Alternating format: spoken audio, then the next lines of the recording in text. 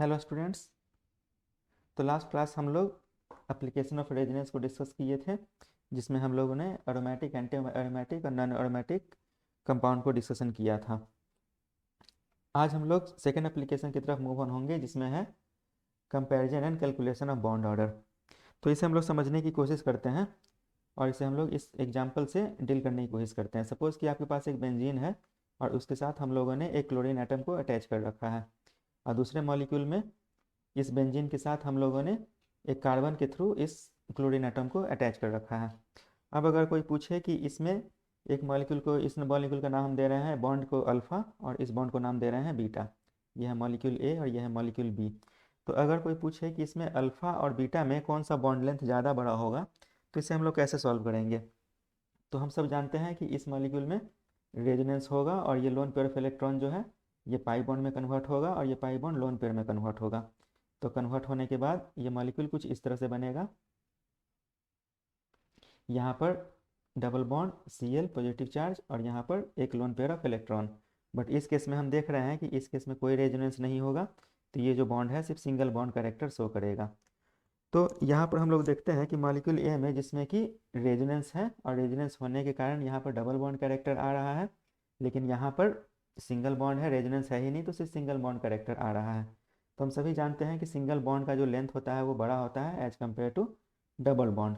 तो इस हिसाब से हम देखते हैं कि जो बॉन्ड लेंथ ऑफ बीटा जो होगा वो ज़्यादा बड़ा होगा एज कम्पेयर टू अल्फ़ा से।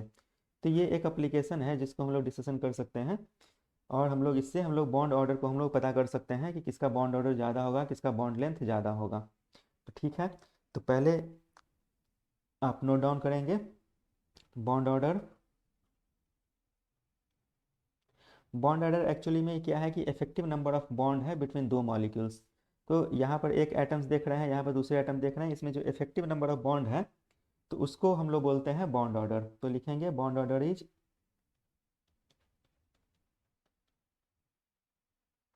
इफेक्टिव नंबर ऑफ बॉन्ड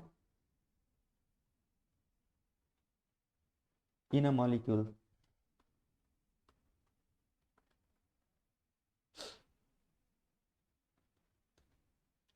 ठीक है, और बॉन्ड ऑर्डर जो होता है, जितना ज़्यादा बॉन्ड ऑर्डर होगा उतना कम बॉन्ड लेंथ होगा। तो bond order is inversely proportional to bond length.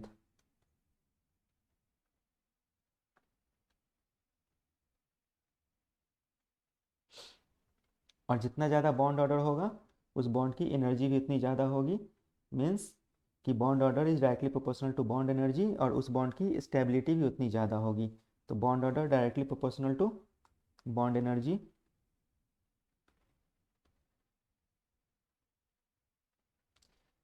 और जिसे हम बोल सकते हैं बॉन्ड स्टेबिलिटी।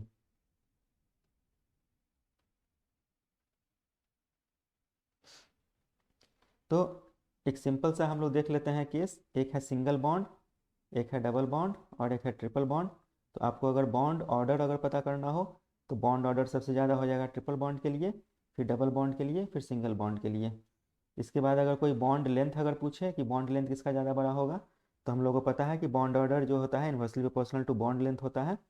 तो बॉन्ड लेंथ सबसे ज़्यादा सिंगल बॉन्ड का हो जाएगा, उसके बाद डबल बॉन्ड का, उसके बाद ट्रिपल बॉन्ड का बॉन्ड लेंथ जो हो जाएगा सबसे छोटा हो जाएगा।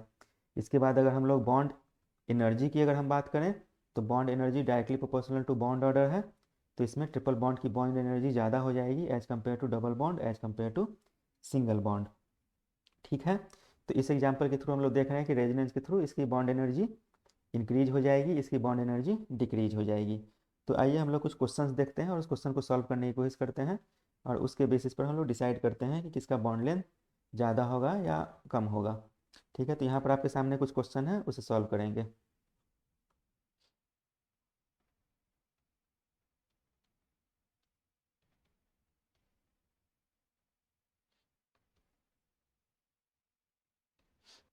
तो ये आपके सामने कुछ क्वेश्चंस हैं, इसमें हम लोग पता करते हैं कि इसमें किस में बॉन्ड लेंथ ज़्यादा हो सकता है। तो पहले आप इस इन क्वेश्चंस का ओवरव्यू देख लीजिए।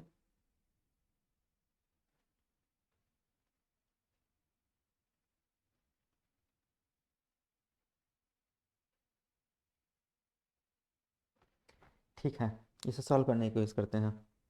तो इस केस में आपको पता करना है अल्फ़ा और बीटा में कौन ज़्यादा बड़ा होगा या कंपेयर करना है। तो इसमें हम लोग देखते हैं सेम क्वेश्चन है ऐसा, जैसे फॉर एग्जांपल जैसे हम लोग ने किया था।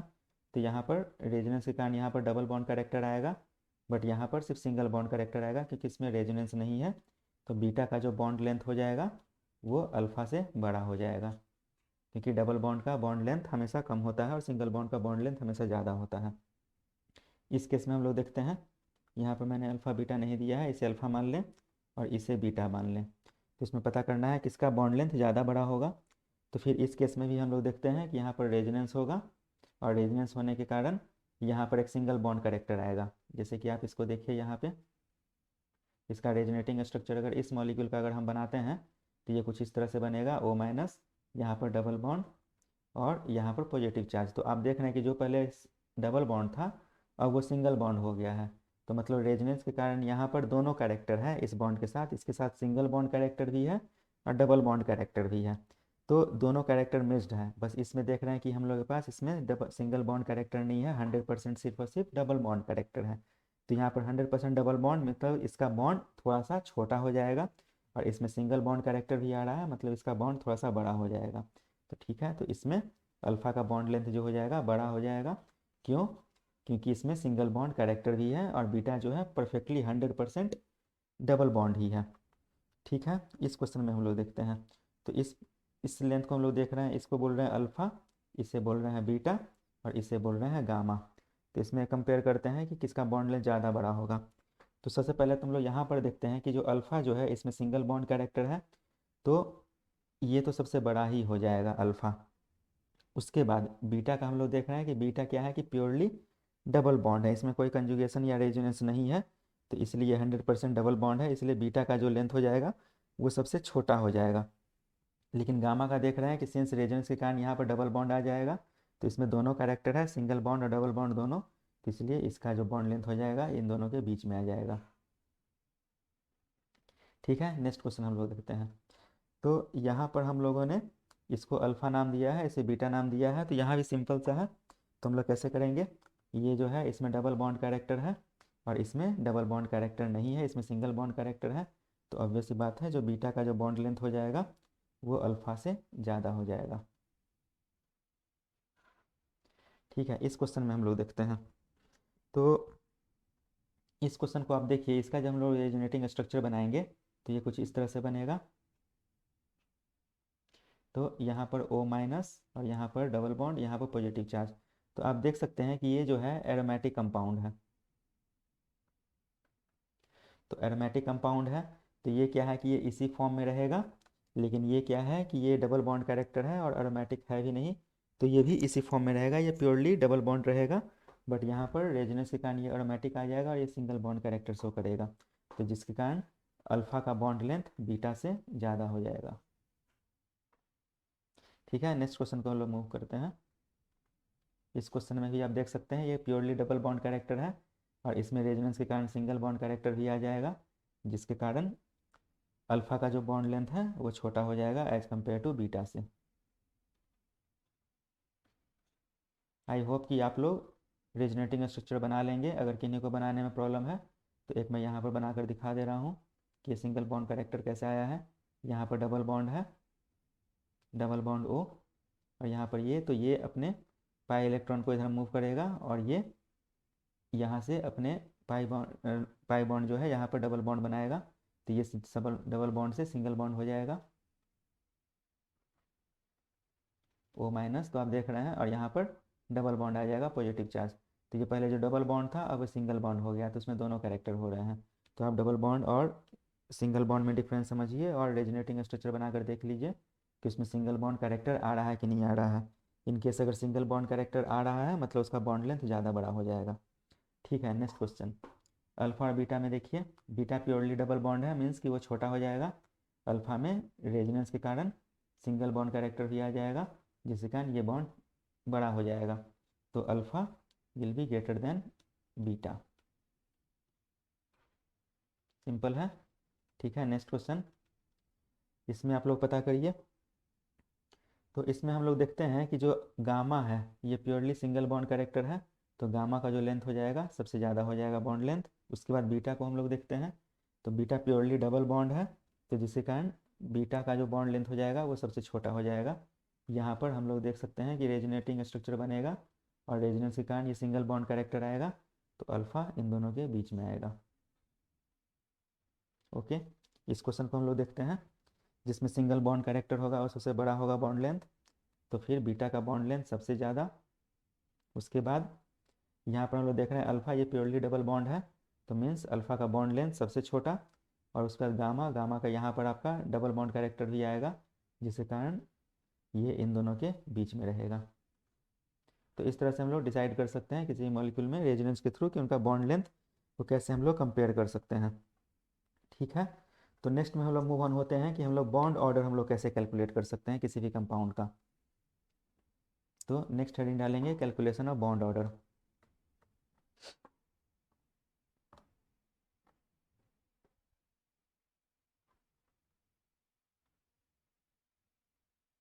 Calculation of bond order. तो बॉन्ड ऑर्डर के लिए पहले मैंने बताया था कि बॉन्ड ऑर्डर जो है इफेक्टिव नंबर ऑफ बॉन्ड्स होता है मॉलिक्यूल के बीच में, लेकिन इसे कैलकुलेट कैसे करेंगे।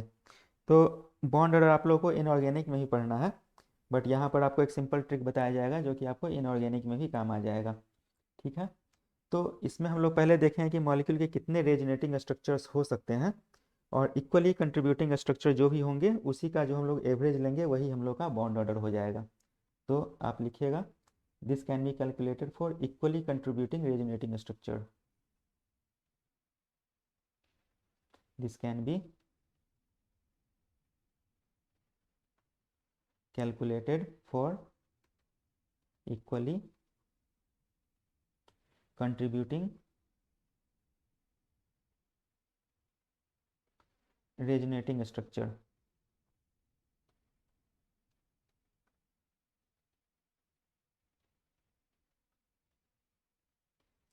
जो भी आप रेजोनेटिंग स्ट्रक्चर बनाएंगे वो इक्वली कंट्रीब्यूटिंग होना चाहिए।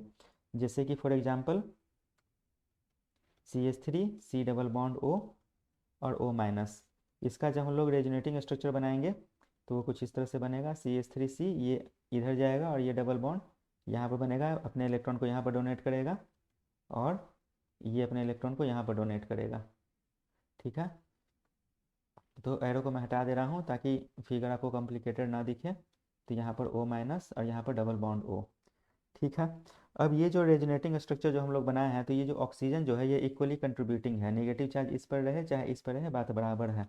तो बॉन्ड ऑर्डर जो हो जाएगा इक्वली कंट्रीब्यूटिंग, इस ऑक्सीजन, कार्बन और ऑक्सीजन के लिए हम लोग निकालेंगे बॉन्ड ऑर्डर, क्योंकि ये इक्वली कंट्रीब्यूटिंग स्ट्रक्चर है।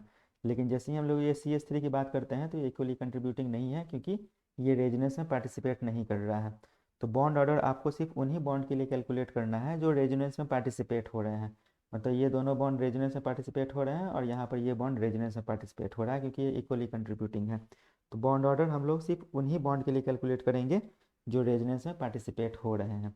ठीक है, तो इसके लिए यहाँ पर हम लोग देख रहे हैं कि ऑक्सीजन जो है इक्वली कंट्रीब्यूटिंग है। तो आप एक सिंपल फार्मूला याद रख सकते हैं, bond order is equal to आपके पास जितने नंबर ऑफ सिग्मा बॉन्ड हो और जितने नंबर ऑफ पाई बॉन्ड्स हो divided by total number of sigma bonds, ये आपको बॉन्ड ऑर्डर दे देगा। ठीक है, जैसे कि इस एग्जांपल हम लोग देखते हैं कि इस मॉलिक्यूल में नंबर ऑफ सिग्मा बॉन्ड्स कितने हैं। तो नंबर ऑफ सिग्मा बॉन्ड्स एक यहाँ तो दो हैं, plus number of pi bonds कितने हैं, एक हैं। उसके बाद total number of sigma bonds कितने हैं, तो दो हैं। तो is equal to 3 divided by 2 is equal to इसका जो बॉन्ड ऑर्डर हो जाएगा वो 1.5 हो जाएगा। टोटल सिग्मा बॉन्ड इसमें हुए, total sigma bond is equal to 2, total pi bond is equal to 1। तो यहाँ पर 2 + 1 divided by 2 is equal to यहाँ पर 3 divided by 2 is equal to 1.5। ठीक है, तो इसी तरह से हम लोग कुछ और एग्जांपल्स देखते हैं और उस एग्जांपल में हम लोग बॉन्ड ऑर्डर को कैलकुलेट करने की कोशिश करते हैं।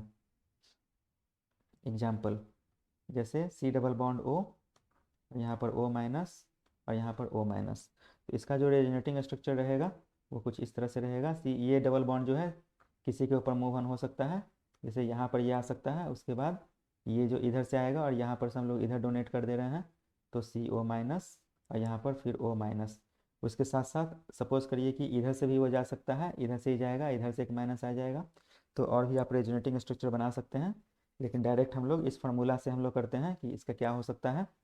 तो इसमें टोटल सिग्मा बॉन्ड कितने हैं, तो सिग्मा बॉन्ड 1 2 3, 2 यहाँ पर 1 2 3, 3 सिग्मा बॉन्ड हो जाएंगे, प्लस पाई बॉन्ड कितने हो जाएंगे, 1 pi bond, divided by total number of sigma bond जो कि है 3 is equal to 4 divided by 3। ये इसका बॉन्ड ऑर्डर हो गया। ठीक है, नेक्स्ट एग्जाम्पल।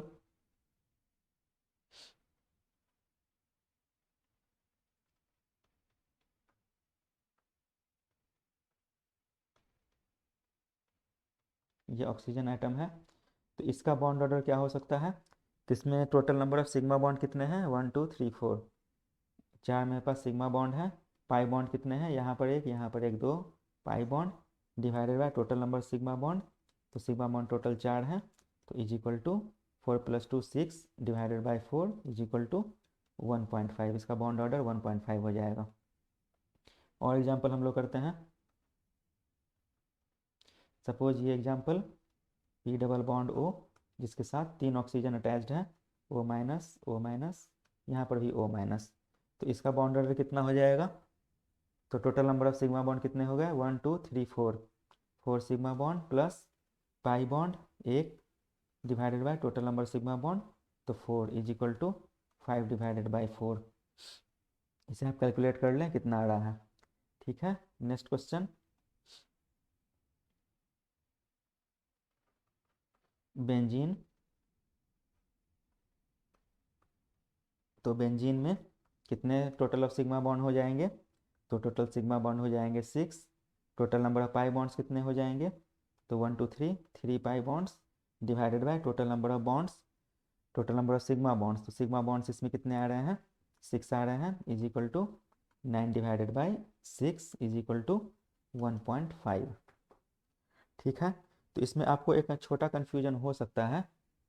जैसे कि मैं इस स्ट्रक्चर को अगर बना रहा हूँ तो कुछ लोगों के दिमाग में ये आ सकता है कि यहाँ पर भी एक हाइड्रोजन है, यहाँ पर भी हाइड्रोजन है, यहाँ पर भी हाइड्रोजन है, यहाँ, तो ये सभी हाइड्रोजन लगे हुए हैं और ये सभी क्या है, सिग्मा बॉन्ड है, तो हम लोग के पास सिग्मा बॉन्ड और ज़्यादा होने चाहिए थे, लेकिन ऐसा नहीं है।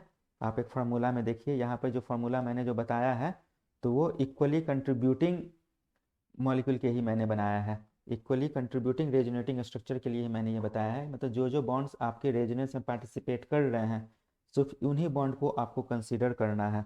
लेकिन इस केस में हम लोग देख रहे हैं कि ये सब जो हाइड्रोजन है ये सब रेजोनेटिंग स्ट्रक्चर में पार्टिसिपेट नहीं कर रहे हैं, सिर्फ यही अंदर के ही बॉन्ड रेजोनेटिंग स्ट्रक्चर में पार्टिसिपेट कर रहे हैं, इसलिए ये आउटर बॉन्ड को हम लोग कंसिडर नहीं करेंगे। तो आप लोग इस चीज़ को ध्यान रखिएगा हमेशा कि आपको सिर्फ वही बॉन्ड को कंसीडर करना है जो कि रेजोनेंस में पार्टिसिपेट कर रहा है। जैसे कि हम लोगों ने फर्स्ट एग्जाम्पल में भी हम लोगों ने देखा था, इस केस में यहाँ पर हम लोगों ने सिग्मा पाई बॉन्ड जो भी कैलकुलेट किया था सिर्फ इतना ही पार्ट के लिए किया था, इस पार्ट के लिए हम लोगों ने नहीं किया था क्योंकि ये रेजोनेंस में पार्टिसिपेट नहीं हो रहा है। तो इसलिए आपको इस चीज़ का ध्यान रखना है कि आपको उन्हीं बॉन्ड का कैलकुलेशन करना है जो रेजोनेंस में पार्टिसिपेट कर रहा है, बाकी बॉन्ड्स को इग्नोर कर देना है। ठीक है, तो नेक्स्ट में हम लोग है कि हम लोग किसी का बॉन्ड ऑर्डर कैसे या बॉन्ड लेंथ कैसे कैलकुलेट करेंगे। तो जितना ज़्यादा बॉन्ड ऑर्डर हो जाएगा उतना कम बॉन्ड लेंथ हो जाएगा। ठीक है, तो छोटा सा एग्जांपल लिख लेंगे आप लोग। ठीक है, एक छोटा सा एग्जांपल हम लोग करते हैं। सपोज विच वन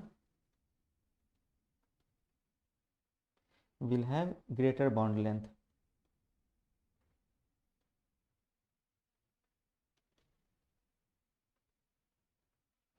ठीक है, हमारे पास दो एग्जांपल है। एक एग्जांपल में CH3C double bond O minus और C डबल बॉन्ड O, यहाँ पर O माइनस और O माइनस। तो यहाँ पर हम लोग देख रहे हैं कि दोनों केस में डबल बॉन्ड कैरेक्टर आ रहा है, सिंगल डबल बॉन्ड कैरेक्टर आ रहा है, यहाँ पर भी सिंगल डबल बॉन्ड कैरेक्टर आ रहा है। तो हम लोग यहाँ से डिसाइड नहीं कर सकते हैं कि किसका बॉन्ड लेंथ ज़्यादा होगा, बट हम लोग जानते हैं कि बॉन्ड ऑर्डर जो होता है वो inversely proportional to bond length होता है। तो आपको अगर यहाँ पर इस बॉन्ड की अल्फ़ा और यहाँ पर हम लोग इस ऑक्सीजन के लिए बीटा अगर दिए हुए हैं तो हम लोग यहाँ से पता कर सकते हैं कि इसका बॉन्ड लेंथ ज़्यादा होगा अगर हम लोगों को अगर बॉन्ड लेंथ अगर किसी रीजन से पता चल जाए तो ठीक है, तो हम लोग बॉन्ड ऑर्डर पता करने की कोशिश करते हैं। इसका बॉन्ड ऑर्डर अभी हम लोगों ने कैलकुलेट किया था। Bond order total number sigma bond 2 plus total number pi bond 1 divided by total number sigma bond 2 is equal to ये कुछ आ रहा है 1.5। इस केस में क्या आ रहा है, bond order is equal to, तो बॉन्ड ऑर्डर इस केस में total number sigma bond is equal to 3, total number pi bond is equal to 1 and total number of sigma bond is equal to 3 is equal to 4 divided by 3। तो इस case में 1.5 है, इस case में 1.5 से कुछ कम हो जाएगा, ये अराउंड हो जाएगा 1.3 हो जाएगा। तो हम लोग देख रहे हैं कि बॉन्ड ऑर्डर जो है इस मॉलिक्यूल के लिए ज़्यादा है और इस मॉलिक्यूल के लिए कम है। तो बॉन्ड लेंथ ऑफ अल्फ़ा जो हो जाएगा वो छोटा हो जाएगा, और बॉन्ड लेंथ बीटा जो है जिसका बॉन्ड ऑर्डर कम है तो उसका बॉन्ड लेंथ ज़्यादा हो जाएगा। तो hence bond length is equal to जो अल्फ़ा का है वो बॉन्ड लेंथ छोटा हो जाएगा, bond length beta is greater than alpha. तो इस तरह से हम लोग बॉन्ड लेंथ हम लोग कैलकुलेट कर सकते हैं किसी भी मॉलिक्यूल के लिए। तो ये था अनदर एप्लीकेशन। नेक्स्ट एप्लीकेशन में हम लोग आगे हम लोग मूव ऑन करेंगे और हम लोग मेजोमेरिक इफेक्ट का डिस्कशन करेंगे। ठीक है, मिलते हैं नेक्स्ट क्लास में। Thank you.